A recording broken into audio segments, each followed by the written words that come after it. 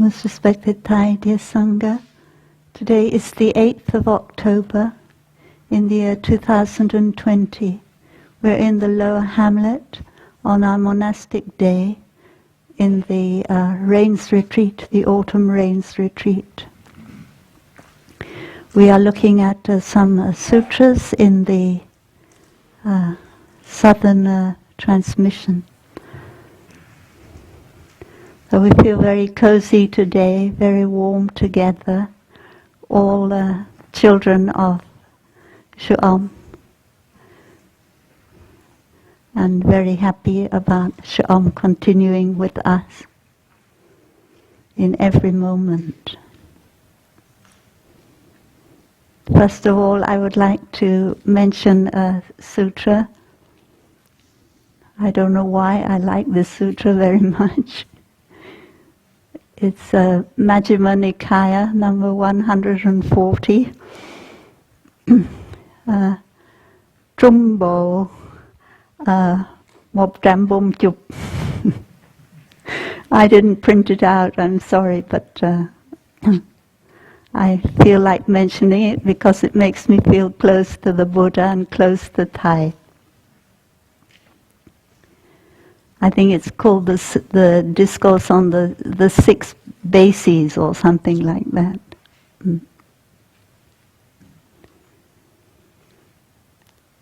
The Buddha is in Magadha. You don't have it, I'm sorry. I don't have it either. So I'm doing it out of my head. I'm afraid you'll have to translate out of your head as well. So the Buddha is in Magadha, and it's nightfall. He needs somewhere to sleep for the night, and he's near the workshop of a potter. And so he goes in and he asks the potter, "Do you mind if I spend the night in your workshop?" And the potter says, "I don't mind at all." Actually, no one knows he's the Buddha. That's something important to remember. They just think he's an ordinary monk. The potter says, "I don't mind at all, but there is another monk who's asked to stay the night. If he doesn't mind sharing the place with you, then it's fine."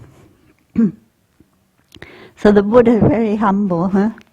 The Buddha asked the other monk, "Is it okay if I spend the night here with you?" And then the other monk says, "Yes, friend, it's fine." Of course, if you say, "Yes, friend," it's not something you would say if you knew it was the Buddha. But he doesn't know it's the Buddha. So they agree that the Buddha and the other monk agree they will practice sitting meditation together. So they spread out their kusha grass to sit on, and then they begin to practice sitting meditation. And after practicing for a while, the Buddha sees, "Oh, this monk is practicing quite well." And so the Buddha says, Who is your teacher? Who do you practice under? Whose Dharma do you follow?" And the monk said, my teacher is the Blessed One, the Shakyamuni, and I follow his Dharma. And so the Buddha said, "Oh," the Buddha didn't say that's him. And then the Buddha said, "Oh, where is Shakyamuni Buddha?" And the monk said, "He's in Shravasti. Tomorrow I'm going up there to see him." The Buddha didn't say anything. Then the Buddha said, "If you like, I'll give you a teaching." So the Buddha taught about the six sense bases. That is earth, water, fire, air, space, and consciousness. And the Buddha taught how these six sense bases are in us, but they are also all around us. And we meditate in order to see that the earth element in us and the earth element all around us are not two different things. And so that we can reach the no birth and no death and the non-self realization. So the Buddha gave quite a long teaching about that and about understanding. And somehow at the end of that teaching, the monk who was listening suddenly, oh my goodness, this is the Buddha. This is Shakyamuni Buddha.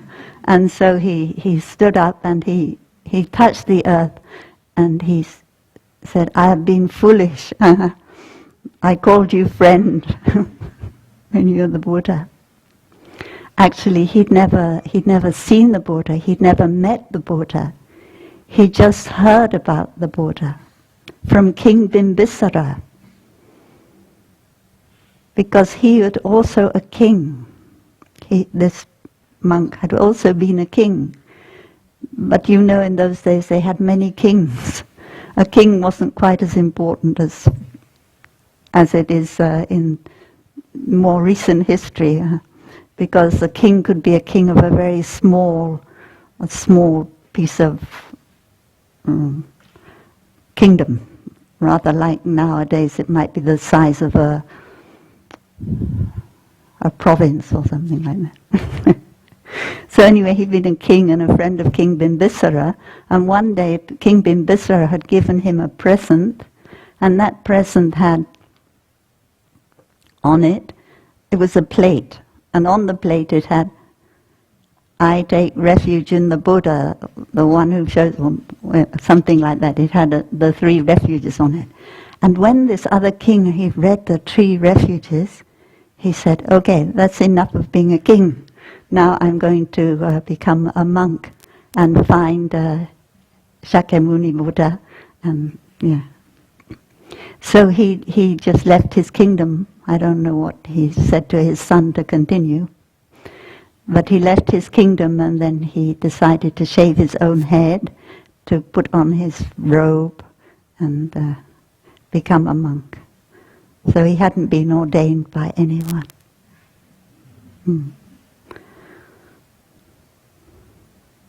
So I always like this, feel moved by this, because I see the humility of the Buddha, and it reminds me very much of Thai. How Thai is always very humble and like an ordinary person, doesn't make out that Thai is something special. Yeah. In his interactions wherever we go in the world, Thai is always so humble. So and another thing I like about this is the respect and the gratitude that the monk feels for his teacher, the Buddha. It's strange how we all of us monks and nuns, there's one day when we decided, like that monk, we want to ordain, we want to devote our life. And we don't know quite why we decided that. And there must have been so many causes and conditions from near and far which made it possible for us to ordain. And when I often look at my brothers and sisters and I see that they've devoted their lives to becoming monks or nuns, I often wonder what were the causes and conditions. And I know that we can never know them because they stretch back into long before we manifested in this form. And especially when young brothers and sisters tell me the story of how they decided to, I know that it become a monk or a nun. I know that it had to do with much more than what had happened in this, what we consider to be this life.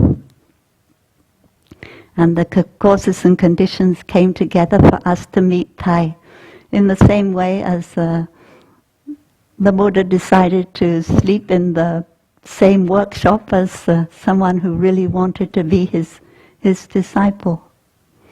That reminds me of the poem Thai Di Tim Corner. Thai look for his disciple. The Buddha also looked for his disciples, and Thai looked for us and found us. And so that is why I wanted to tell you that story. But there's another little bit to why I like that sutra, and to me it's a very strong teaching on impermanence. Because after that the monk said, "Oh, now you're here, can I ordain as a bhikshu?" And the Buddha said, "Well, you'll need a bowl and three robes." Maybe he just had one robe or something. So he said, "Oh, I'll go right away and find..." By this time it's morning, by the way. The night has passed. "I will go right away and find a robe." And he went out, and something happened that happened on several occasions to monks. He was knocked down by a cow, and because sometimes cows, they went mad, and they would knock down people. So nowadays we don't get killed by cows usually, but in the time of the Buddha, that was one of the accidents that people faced. So he died, and so it was very good. He had exactly the teaching that he needed. But that reminds me, too, that, I really need to practice these teachings, because I might not be knocked down by a cow, but something else will happen to me, and then if I haven't really deeply practiced the teaching on the 6 elements, other teachings like that, then I will suffer the feeling of being not knowing where I'm going, which is a big suffering. But if I practice the teaching on the 6 elements, then I know that what comes from the 6 elements, it also goes back to the 6 elements, so that I'm able to let go, and I know where I'm going, or I know where my non-I is going.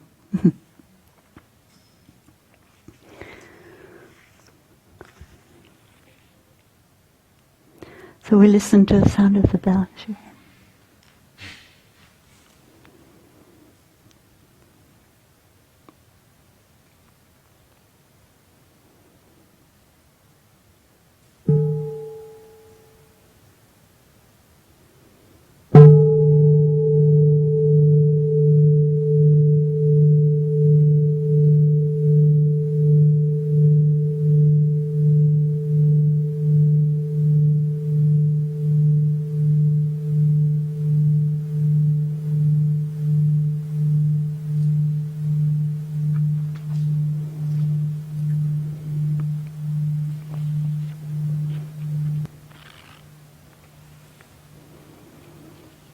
So, dear Sangha, the sutra that I intended to teach today is the sutra on the 4 nutriments. And we all know this sutra quite well. We have it in the chanting book. But sometimes sisters and brothers ask me questions about this sutra. So that is why I thought that we might look at it together. So first of all, we need to recognize that there are 2 versions of the sutra. One is in the Chinese canon, in the Samyukta Agama, Tap Aham. Oh dear, I forgot what number, 636 or something. I'll let you know later, but you can look in the chanting book. And the other is in the Pali canon, in the Samyutta Nikaya. Samyutta Nikaya is the Tương ứng Bồ, chapter 12, number 63. And the one that I decided to look at together is the one that's in Pali. And the one that you have in the chanting book is translated from the Chinese. So they are different in some respects. Yeah. And there is a commentary on the Pali version made by Buddha Ghosha. Buddha Ghosha is Ngài Phật Ấm. Yeah. And it's also a little bit different. So I will also refer to the commentary. In the commentary, they usually tell us why the Buddha gave a teaching. And the reason Buddha Ghosha tells us the Buddha taught this sutra is that at that time the Buddha was very well known and very well respected, and people gave very generous offerings to the Sangha. So the Sangha every day received very good food and other alms as well, clothes and lodging. And the Buddha noticed in the Sangha that monks, and probably nuns too, but they always usually just say monks, were eating without due, this is how it's, I haven't read the Pali, how it's translated into English, were eating without due reflection, were eating without mindfulness. And so the Buddha wanted to find a way to help the monks and nuns look deeply when they were eating and practice mindfulness when they were eating. So Buddha Ghosha said, at first the Buddha thought to make a precept, to say you have to, a monk must or a nun must practice eating with due reflection. That means due reflection means something like looking deeply. Should practice looking deeply at the food while eating. But how can you make a precept about that? Because looking deeply is something that comes from inside and nobody can tell you. And then every time you forget to look deeply, you have to come out and confess. It might be difficult. So the Buddha thought that that would not be the best way. And the Buddha decided to give a very strong teaching. And as Nyanaponika, the Venerable Nyanaponika says, there is a need that we should now and again face such stern teachings. We need to have these strong teachings. And in my own experience, that is also true. Sometimes when I'm eating unmindfully and my mind is not peaceful, if I remind myself of this sutra, of the example given by the Buddha, it immediately brings me back to looking deeply, where does this food come from, and practicing mindfulness again.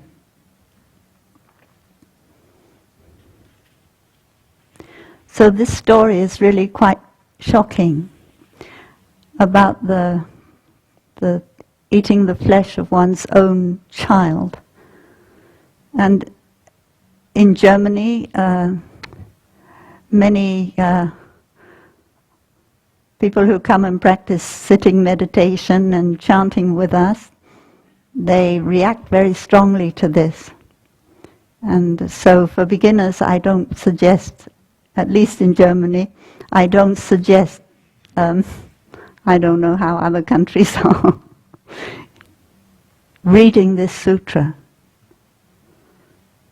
because rather than make people practice, it just makes people react, and they get caught in the example and don't see what the Buddha is wanting us to do as a result of this example.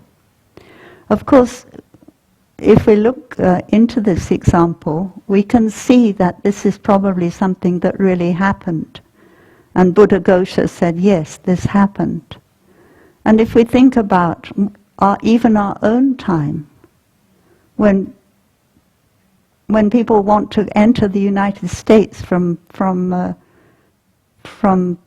further south, from Mexico, and they cross the desert to do that. And there are, of course, all kinds of reasons for that, because the United States has managed to exploit Mexico quite a bit, and the people can be very poor there. When once there was a factory, and then the factory suddenly isn't there anymore. So they cross the desert and die in order to enter the United States, people from Mexico. So it's not so very far away from us. And Buddhaghosa says that when this happened, the husband and wife, the husband said to his wife, please kill me. We've gone halfway across the desert and we don't have enough food to get out. So one of us has to die. And I think it should be me who dies. And then, of course, the wife said, no, it should be me. Yeah, so they argue about that. And they couldn't come to an agreement that one of them was going to kill the other, which of course would be very difficult. And so then they decided that, well, it'll have to be our son. So, but according to Buddhaghosa, they didn't actually kill their son. But they couldn't agree which of them was going to do it, and then, I don't know, the son died. And then they ate the flesh of the son. Anyway, that is Buddhaghosa's explanation of this. Of course, in our own Sangha, we're very lucky. We're kind of in that situation where we have plenty to eat every day. And many of us, or most of us, since we entered the Sangha, we haven't had to go without food. But it was very different in the time of the Buddha. There were times when the monks had plenty to eat, and there were times when they had nothing to eat. So, yeah, that is something that we really need to practice, is to practice looking deeply when we eat, and to practice mindfulness when we eat, in order to feel gratitude.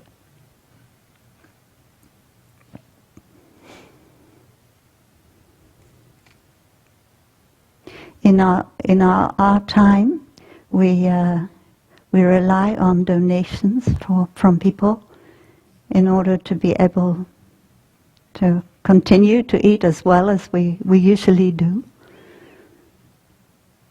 And for that reason, we need to practice when we are eating, to see where the food comes from.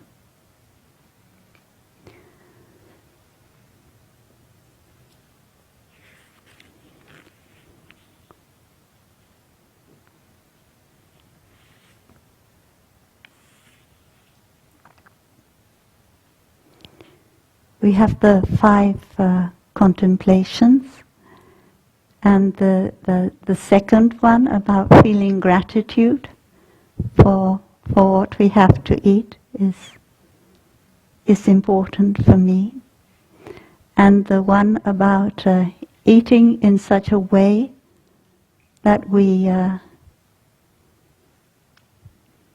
protect our planet is also important contemplation for me.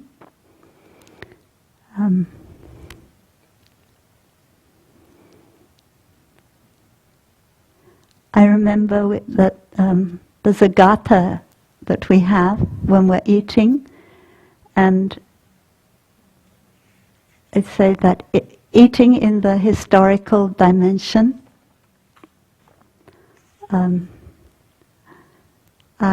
eating in the historical dimension, my breath and my chewing are in rhythm with each other, and how wonderful we feed each other, we nourish each other. How wonderful we nourish each other.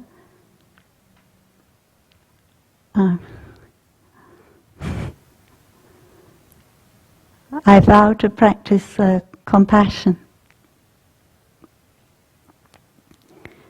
And when Thai first wrote that gatha, Thai didn't write how wonderful we nourish each other.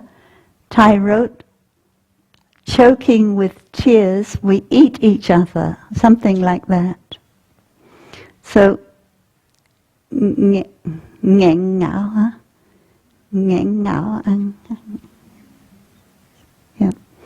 So then Thai thought that this is maybe a little bit too stern a teaching, so Thai changed it to how wonderful that we nourish each other.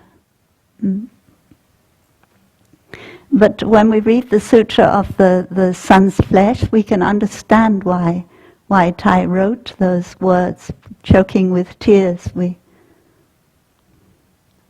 help us to be in touch with the suffering of hunger that people have to undergo every day, and the suffering of the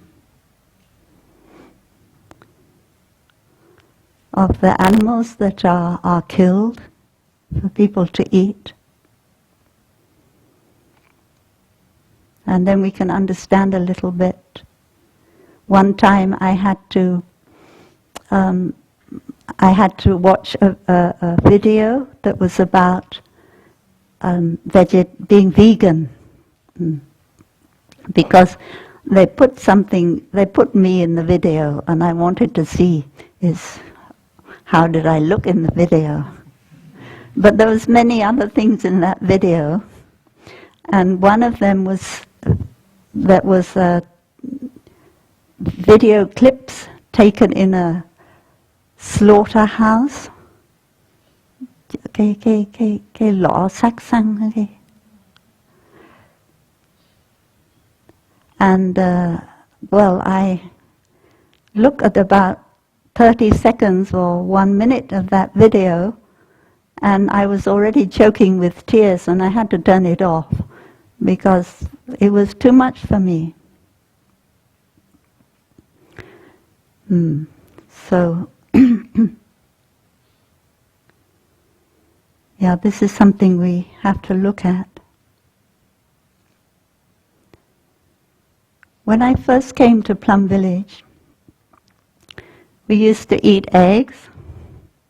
This is Thai, Sr Chan Com, Sr Chan Duc, and myself. We all ate eggs. We ate cheese to replace fermented tofu. Camembert and fermented tofu, they smell a little bit the same. So we ate that kind of thing. And then when we had the 5 mindfulness trainings, and we talk about not killing, and people used to talk about being vegetarian, then the lay people would say to me, do you know that by eating cheese and eggs, you are contributing to the death of the animals? Because these two things, they go together. When the too many calves are born, in order for a cow to give us milk, she has to give birth to a calf, huh? Otherwise she won't have the milk to give us. So every year a cow has to have a calf. And there's too many calves, so we have to kill them and eat them. So this person told me that. And so that I decided, oh, then I better stop the cheese and the eggs. But Thai also saw that clearly. And in 1997, I think, Thai made it very clear to the lay OI members and to the monastic Sangha that we are going to be vegan. So I think I'd been vegan before that. In the year 2000, I didn't feel very well, very tired. And so I thought to myself, I wonder if I don't have enough vitamin B12. So I went to the doctor to have blood test, and the doctor said, you've no vitamin B12 in your blood, and your red blood corpuscles are very, very below what they should be. But it wasn't a problem, because after a few weeks of having vitamin B12 injections, then everything was okay again. But this is something that we need to be aware of, because us Westerners especially, because of our ancestors eating meat over a long time, we've lost the capacity to make our own vitamin B12. And so we have to get it from taking supplements or having injections. So don't leave it too long like me after you've been ordained and you decide to be vegan. Make sure you get enough. So that's one thing that is my first concern. And then I suppose my other concern is, when I think about this sutra, is, well, I have to know that my eating is not really vegan. It's many little animals that have died. And my eating also contributes to climate change, or what's called now climate degradation. I can't avoid that. If I'm going to eat anything, it's sure that in one way or another what I've eaten will contribute to climate degradation, and therefore my future generations, blood descendants and spiritual descendants, will not have the kind of climate that I want them to have. Anyway, so I'm very lucky. In France we can eat rice that comes from Camargue. Comes from Camargue, not too far away. Doesn't have to go from too far away. But and we can also eat rice that is biologically, organically grown. But it still have to use a lot of oil from Mother Earth, petrol from Mother Earth, to drive the tractors and other things that help to grow the rice. So I know that that when I eat, I am also nourishing myself by the suffering of others, and for that reason, I want to eat in such a way that give rise to compassion, that I can practice compassion. So these are just a couple of examples about how I look deeply into how I eat. And eating things that come from nearby rather than from a long way away is also something I want to do better.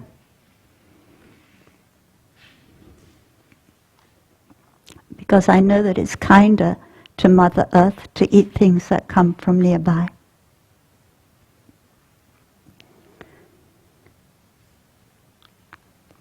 When I first came to Plum Village, Thai said that we must make Plum Village into, this was for that time, it's not what Thai said, only that this is what Thai said in 1986, when none of us were monks and nuns, and we had the summer opening, and just Vietnamese people came. Well, almost, maybe 90% were Vietnamese people. So Thai said, we have to make Plum Village into a Vietnamese, this was the lower hamlet, into a Vietnamese village. Because the people who come are all refugees. They've lost some of the most precious things to them in terms of their culture, and we have to do our best. So, first thing, you just speak Vietnamese. Huh? It's one of the reasons I had to learn Vietnamese. Second thing, we grow the Vietnamese vegetables. So we grew the squash, and we had the red pepper and other Vietnamese things. And the slugs really liked them, so it wasn't easy to grow because they have some kind of foreign food they've never had before, and they liked it. So anyway, we did our best to grow what we could, and we could see the healing and the joy that the Vietnamese people who came could have by being in touch with their culture.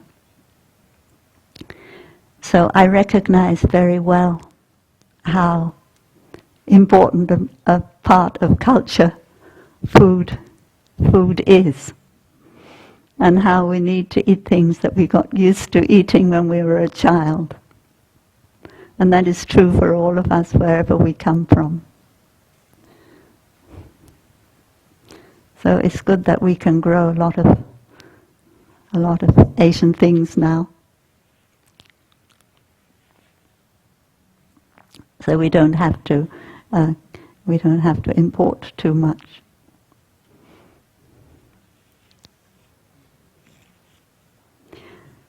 So the part of this this sutra that sometimes I'm asked about is the part that says, in the same manner, O monks, edible food should be considered. If the nutriment edible food is comprehended, the lust for the 5 sense objects is comprehended. And then there'll be no more fetter by which a noble disciple might come to this world again. So this paragraph, it comes out after each of the 4 examples in a slightly different way for each one. And what we should remember here is that just as Buddha Ghosha said, the reason why the Buddha taught this sutra was not to explain the 12 nidanas. The 12 nidanas are the Mui, Hai, Queng, and Nhan Yuen, but to help us look deeply, to shock us in a way, a very stern teaching, to shock us into being mindful and look deeply when we are eating. So in the way that they've put this sutra together, in the Pali and in the Chinese, it is as if the Buddha is giving this teaching in order to explain the 12 nidanas. So this is something we have to look at, and we have to ask ourselves, originally did the Buddha do that? Or later on did the monks put these bits in about the 12 nidanas?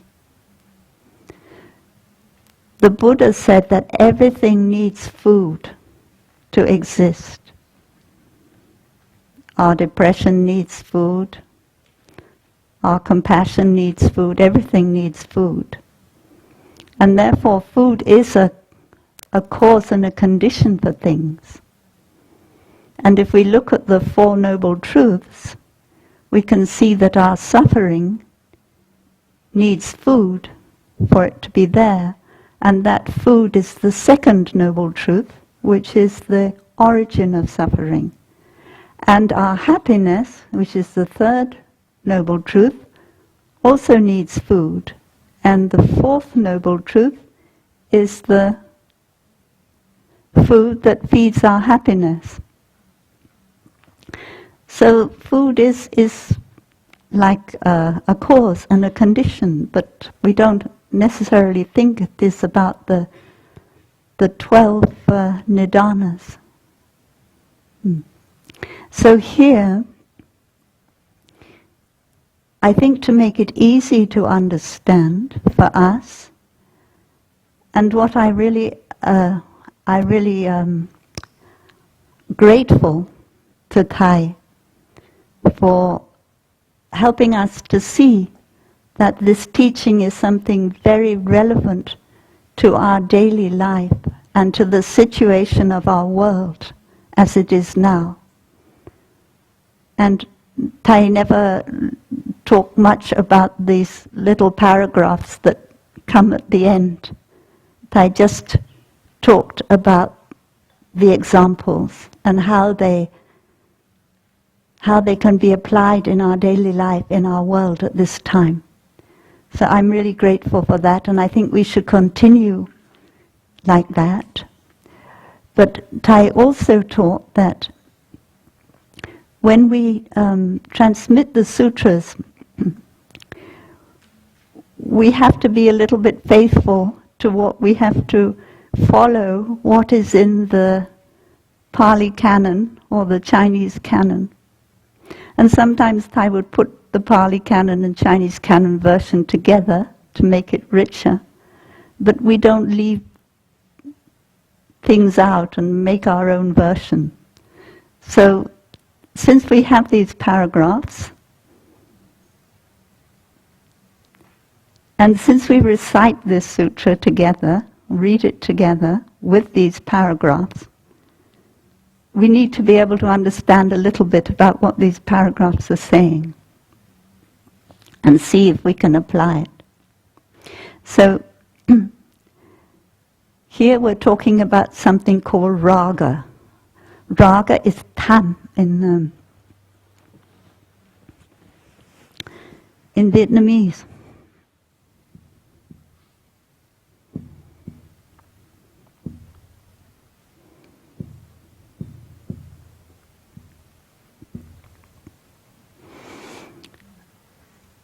So this word means a longing for something, a strong desire. Raga means a strong desire for something. So it seems that what it's saying in this paragraph is that when we understand our desire for food, we also understand our desire for other things, our strong desire for other things. And these two things, raga, tham, this one thing, is the first samyojana. We have 10 fetters, And the first fetter is raga. Samyojana is fetter. And in Sino-Vietnamese,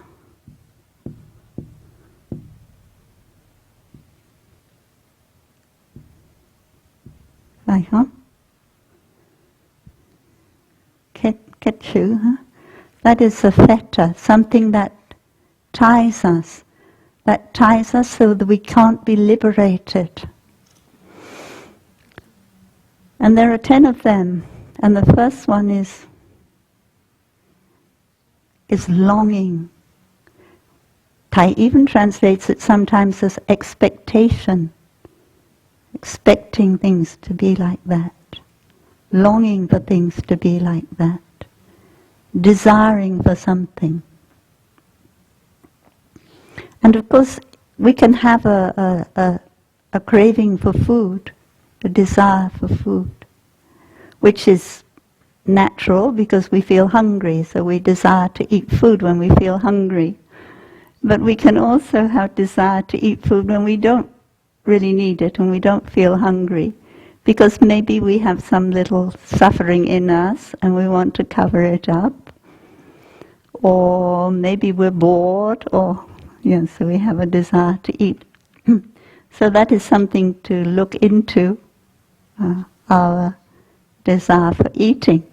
And then it talks about the five something, I don't know, I forgot.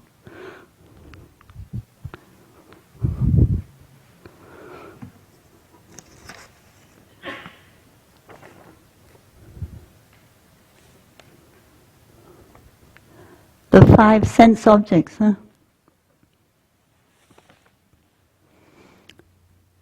So here the 5 sense objects means our desire for form, our desire for sounds, our desire for smell, our desire for taste, our desire for touch, and our desire for some kind of mental.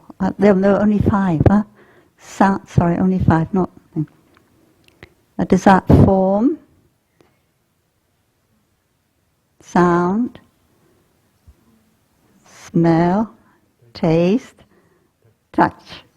Right, these are the 5 things they're talking about. So when you see food, somebody's cooked, you already get saliva in your mouth. You're feeling hungry. That is because you can have desire from your eyes. When you smell the cooking, you already get the saliva in your mouth because you get desire through your ear, through your nose. What you hear, I don't know what you would hear. You hear somebody undoing the biscuit packet, or you hear somebody crunching an apple, and you want to crunch an apple as well. Anyway, so all these 5 senses, they can bring you desire for food.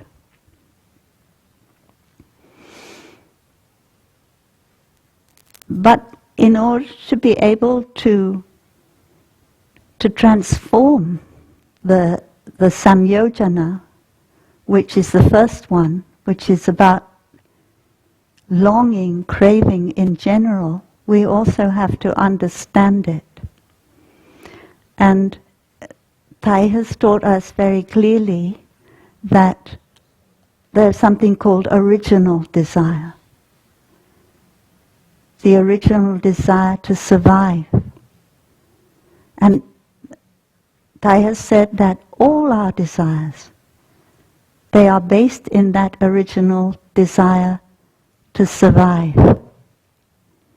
That is something to do with manas, wanting to survive. So when we look into our desire for food, which we want to transform, then we need to understand that it is rooted in our desire to survive. And once we can understand that, we will understand our other desires. which are rooted in the desire to survive. And this also has a lot to do with the third kind of food, with volition.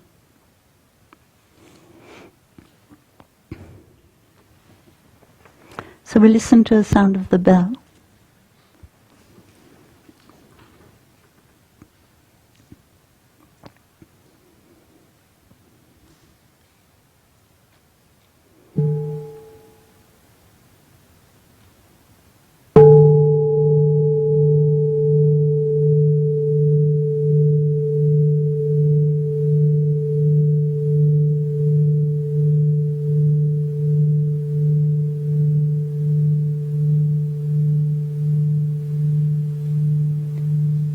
The second kind of food is sense impression food. That is a soup in Vietnamese, I think, and in Sanskrit is sparsha.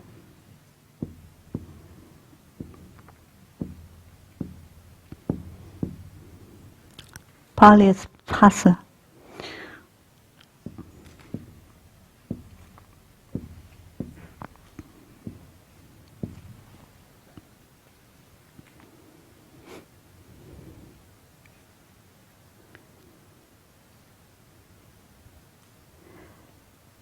Now that we have neuroscience, we know,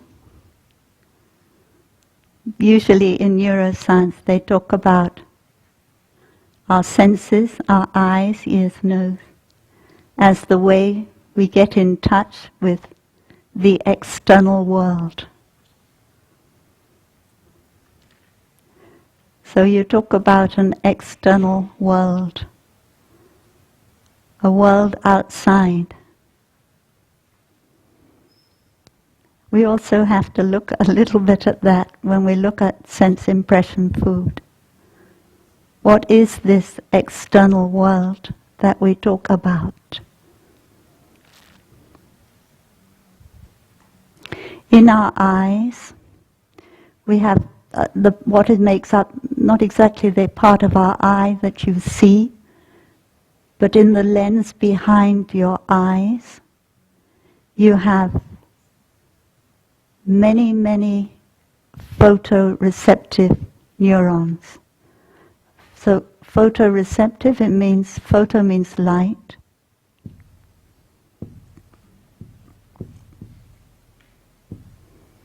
And receptive, you know, means receiver.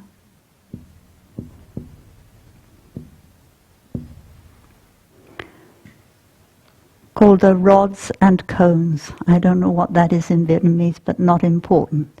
The name of the neurons which can receive light, and some receive light from what is in the periphery and some from what is directly in front of your eyes. And there are 6 billion of these neurons that can receive and that can receive light. Different wavelengths of light, and recognize the wavelengths. But there are only 1 billion neurons that can take information from the photoreceptors and send it to your cortex eventually. So what this means is that we are not really getting what is in the external world, because there's not enough grey matter, white matter, I don't know, what are the axons? They're white or grey, white, huh? To take, there's not enough neurons to take all the information that the photoreceptors get to our brain, so we never see it in that. It means we never see it. So our senses are being, like it is, bombarded by the, what we call the external world. And what we eventually see is really made by our brain. It's not made by the external world. So this means that when we look at our sense impression food, we are not just looking at something we think is outside, we are also looking at what is happening in our brain, what we are choosing. And sparsha is contact in English, huh? We translate it as sense impression, but you can also translate it as contact. What it means is the contact between your eyes and the object, which I don't know what we're going to call it, but we call it light rays. Maybe that object, we call it refracted light rays or something.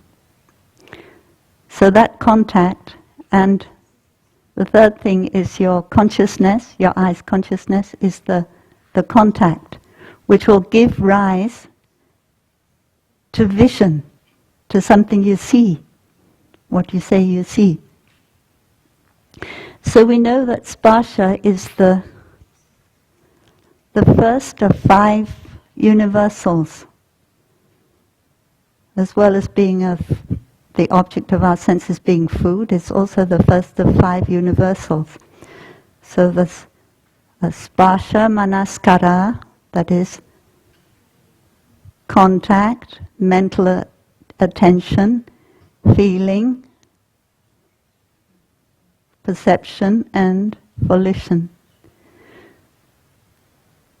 So that is, this mental attention is very important because, as we said before, our brain, our senses are bombarded by things. We can hear things, see things, smell things all at the same time. But somehow we have to choose what we're going to be attentive to. And so that is the second of the universal mental formations, is called mental attention. We've chosen something to be attentive to. So in this, when we talk about the second kind of food, we should remember that we are also talking about the mental attention. It's not just the contact that we have to meditate on.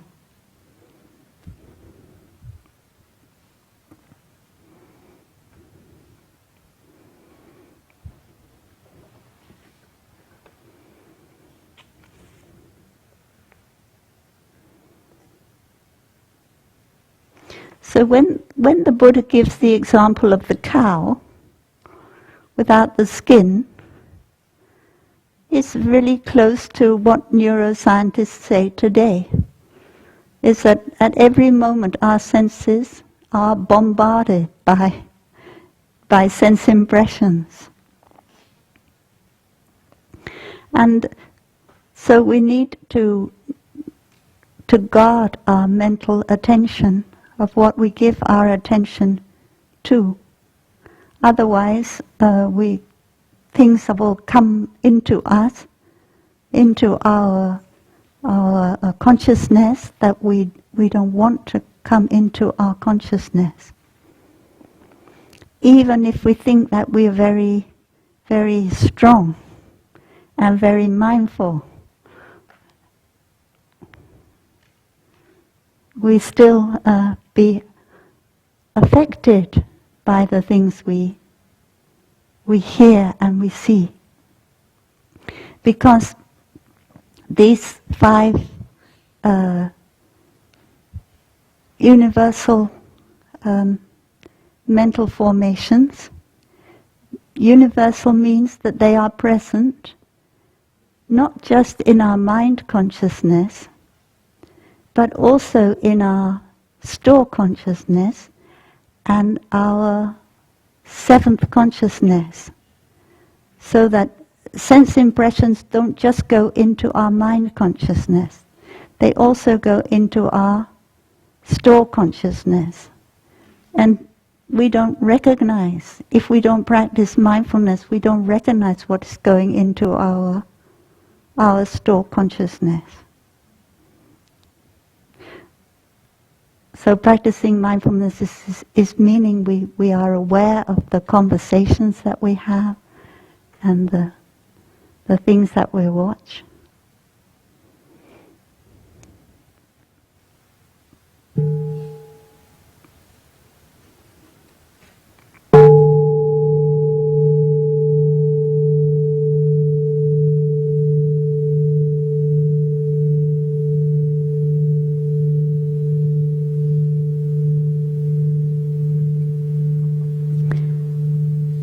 So when you look at the next paragraph that I want to look at, in that manner, O monks, the nutriment sense impression should be considered.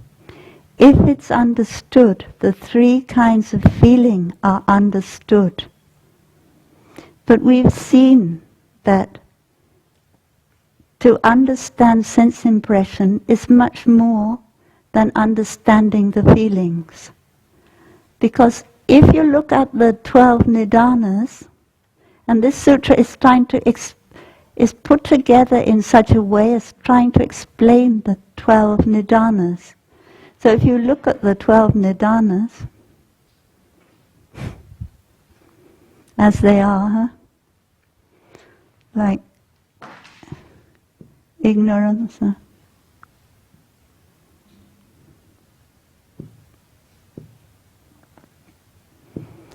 okay, that's up to you, Tiếng Anh, in English.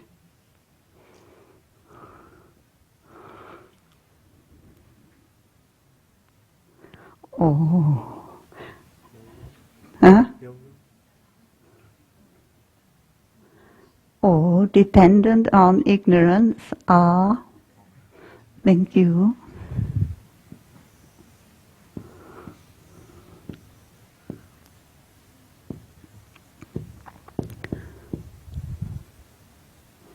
Right.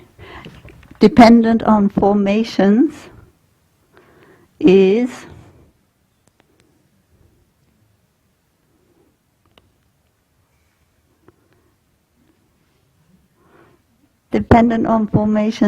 tiếng Việt. Right.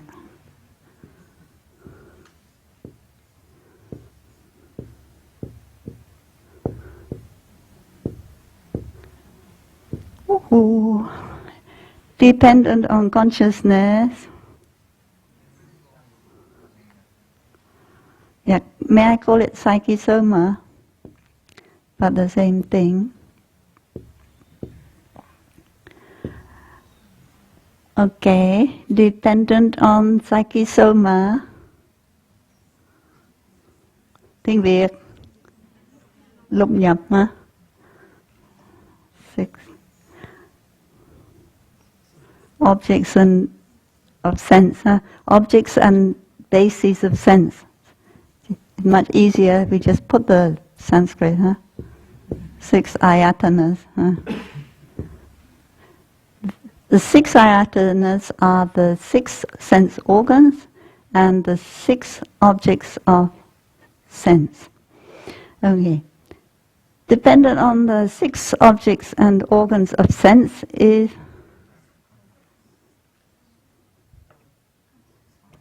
right. This is what we're talking about now, If you don't have these 6 organs and objects of sense, you can't have the contact between them. Very clear. Dependent on contact are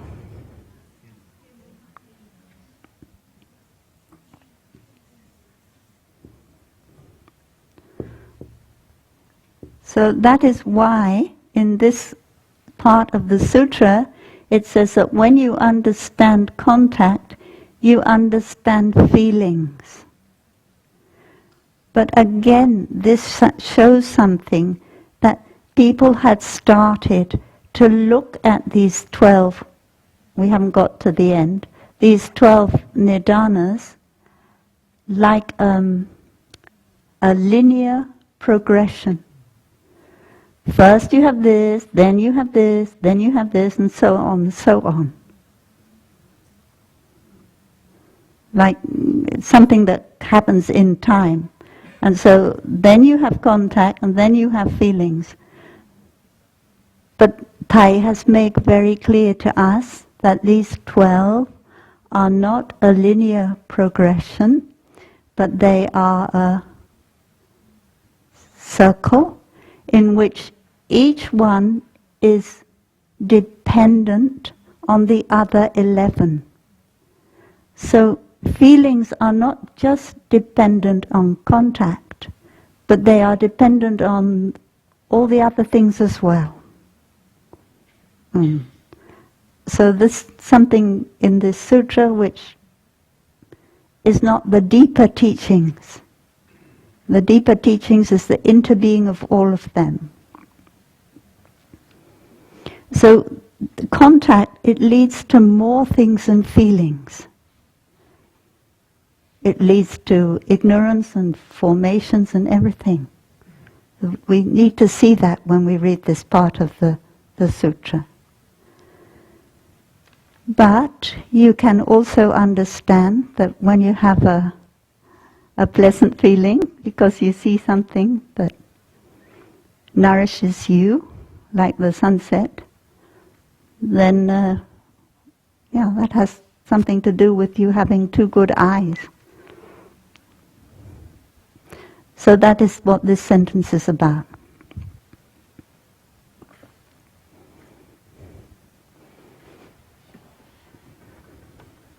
Now we have to look at this last bit, which I didn't look at before. As far as, this is on the second page, as far as the food is concerned, the edible food is concerned, it says, there is no fetter, which is samyojana, by which a noble disciple might come to this world again. So come to this world again, which I remember in Chinese and I don't remember in Pali, is something like this. Correct me if I'm wrong.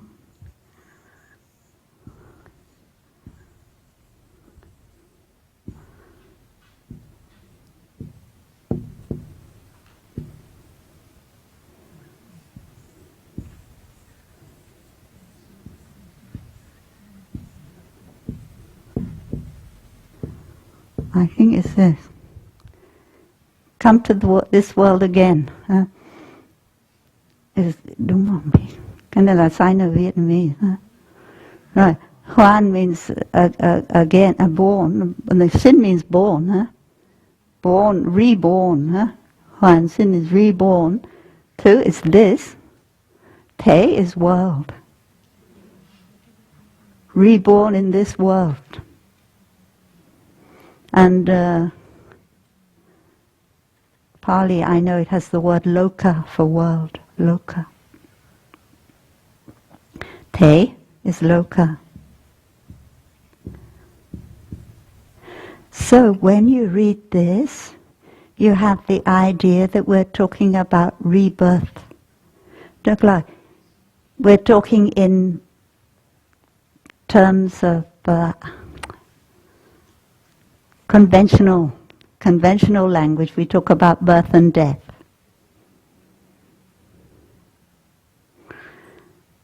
So this is conventional language, okay? So when you die, after you die, say you're 90 and you die, then you think, I will be born in another life when I will start off from the beginning again and be 1 day old, 1 month old, or in my mother's womb or something. So we think of birth and death like that. And when we read the word reborn, we immediately think about dying and then starting another life. And tu, te, we think, oh, that means this world, this world, what does it mean? Mother Earth, planet Earth, where I've lived, and I don't want to go back there again. Sometimes it's called the Saha world. So you think, oh, then I will be born in another place, up in some kind of heaven. So that is the danger when you read this. And the other danger is that it's connected to the 12 nidanas, which you think are telling you about what will happen when you die and when you have a next incarnation.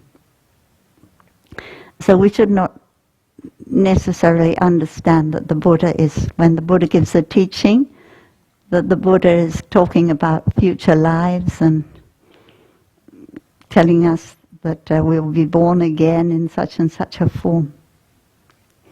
But the thing is that we recognize is that in every moment we are being born and we are dying.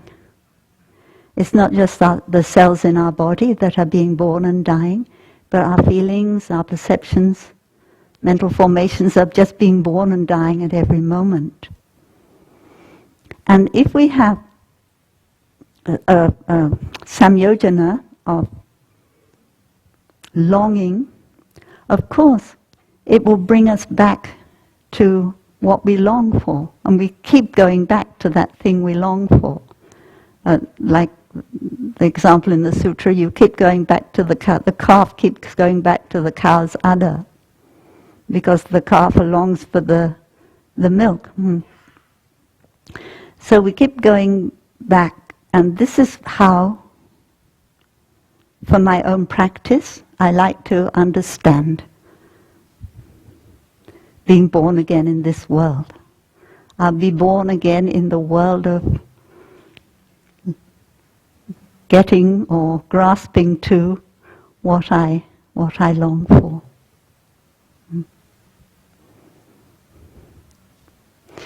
And in order to be able to be released, to be liberated from this first fetter of longing, we just have to practice looking deeply in order to see that longing, it comes from our instinct of wanting to survive. But of course it isn't what will help us to survive. It's what manas tells us will help us to survive.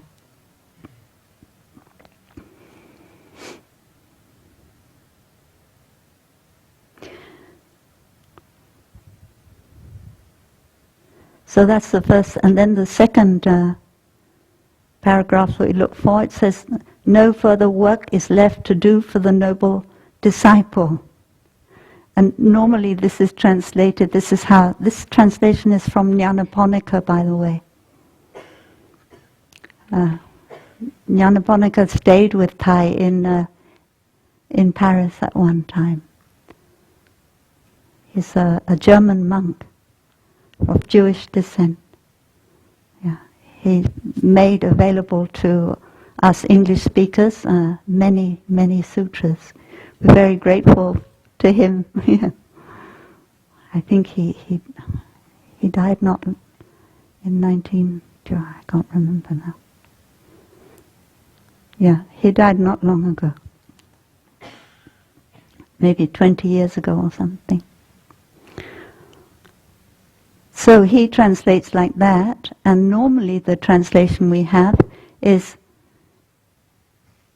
he has done what needed to be done. He has done what needed, the monk has not done what needed to be done. And when Thai Yat Han passed into Nirvana, in the Gatha that Sjöom wrote, he also said of Thai Yat Han, he has done what needed to be done. And this is what is meant here. He has looked. So this is not a very good translation in a way, no further work to do. It's better to say done what needed to be done, because it means you practiced to gain insight to transform, enough insight to transform and to realize no birth and no death.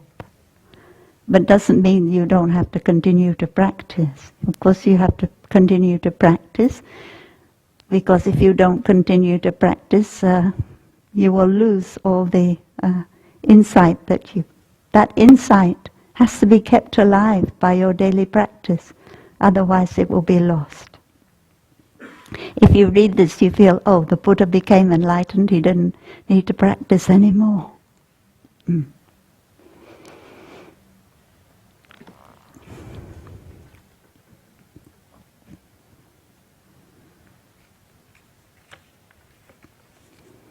And the next kind of food, volition.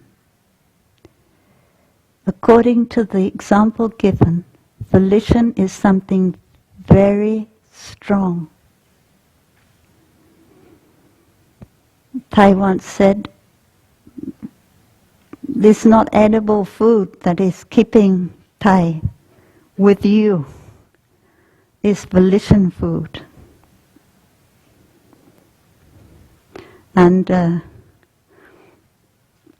volition food can sometimes take the place of edible food.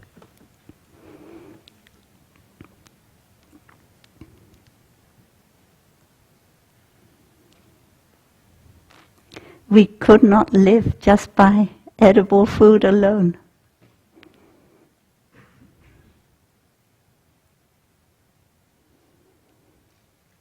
There has to be a purpose in our life.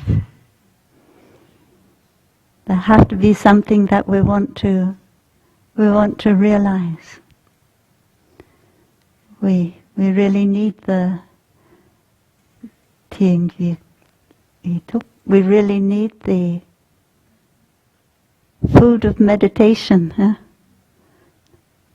as our daily food. The joy of meditation as our daily food.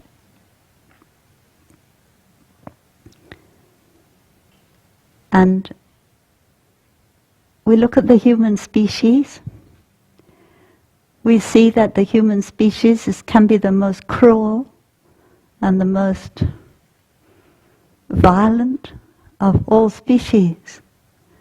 But at the same time, when we look at the human species, we can see the human species can be the most compassionate and understanding of all species.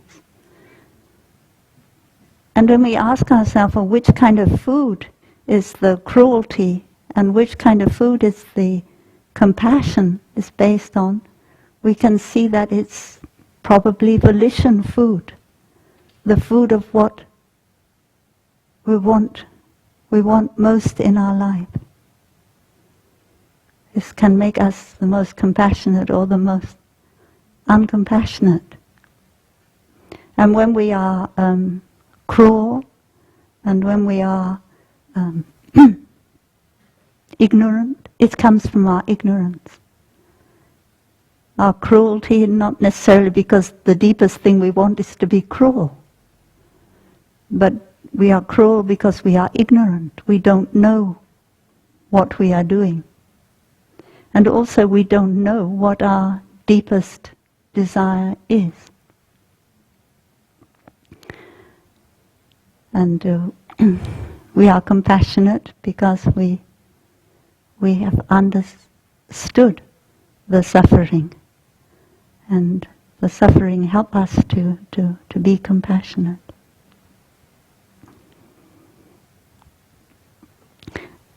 So the advantage of the maybe of the Pali version when talking about the food is that it's rather strong. It's much stronger than the Chinese version. In the Chinese version it says that there's a young man, he's living in a town, and on the outskirts of the town there's a pit full of glowing embers. And he sees that if he was to fall into that pit, he would die. So he decides, I'm not going to live in that town anymore, and he moves to another town. But in the Pali version, it says that there's this pit, and then there are two strong men, and they take hold of this young man who wants to live, and they pull him towards the pit, and he doesn't want to die. So the image of the two strong men is something that we have in Pali and we don't have in Chinese.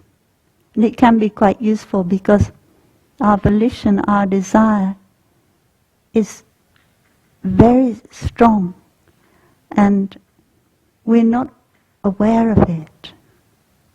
It's not something in our conscious mind.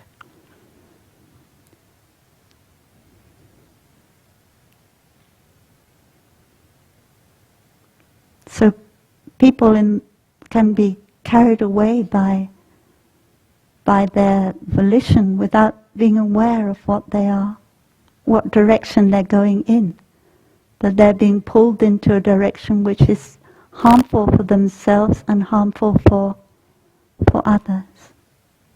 If you have the desire to be famous, for example, you can do things in order to become famous that are harmful for yourself and others.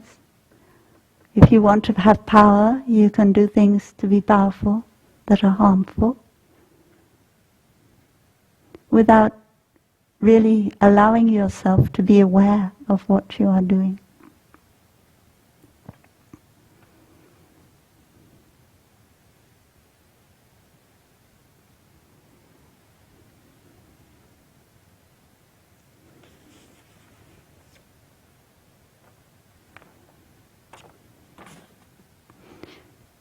And here it says that volition, it leads to consciousness. Three kinds of craving. Volition leads to three kinds of craving. And three kinds of craving are, this is what it means when it says that.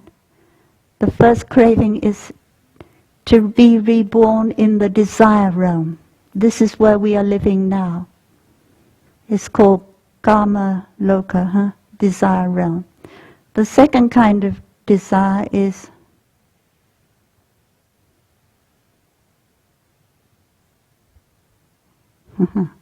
the desire for being. And the third kind of desire is the desire for non-being. I think these are the three desires talked about here.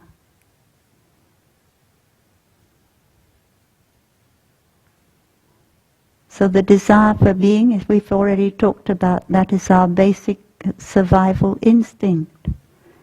And the desire for non-being is somebody who is suffering a great deal and therefore doesn't want to live anymore, is one way. But also, people who practice also have desire for non-being. They think that the aim of my practice is not to be anymore.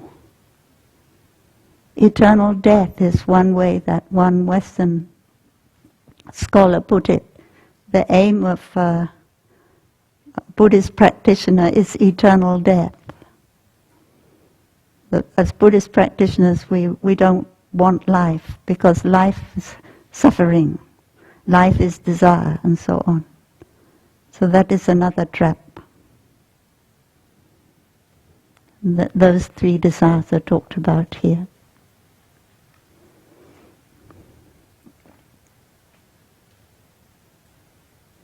I think next time we should look into consciousness food, because it's a very important subject.